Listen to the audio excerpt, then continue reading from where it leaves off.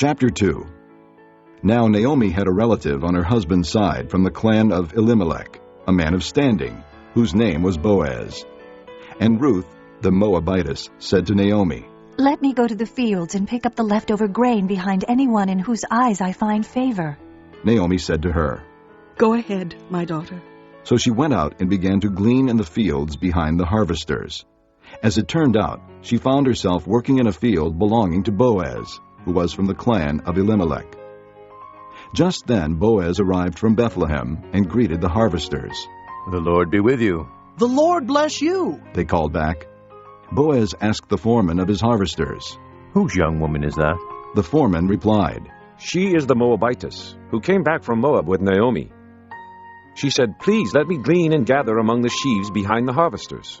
She went into the field and has worked steadily from morning till now, except for a short rest in the shelter." So Boaz said to Ruth, "My daughter, listen to me. Don't go and glean in another field, and don't go away from here. Stay here with my servant girls. Watch the field where the men are harvesting, and follow along after the girls. I've told the men not to touch you. And whenever you are thirsty, go and get a drink from the water jars the men have filled." At this she bowed down with her face to the ground. She exclaimed, "Why have I found such favor in your eyes that you notice me, a foreigner?" Boaz replied, "I've been told all about what you have done for your mother-in-law since the death of your husband. How you left your father and mother and your homeland and came to live with the people you did not know before. May the Lord repay you for what you have done. May you be richly rewarded by the Lord, the God of Israel, under whose wings you have come to take refuge."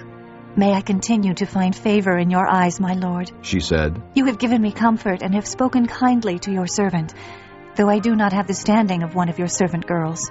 At mealtime Boaz said to her, "Come over here. Have some bread and dip it in the wine vinegar." When she sat down with the harvesters, he offered her some roasted grain. She ate all she wanted and had some left over. As she got up to glean, Boaz gave orders to his men. "Even if she gathers among the sheaves, don't embarrass her.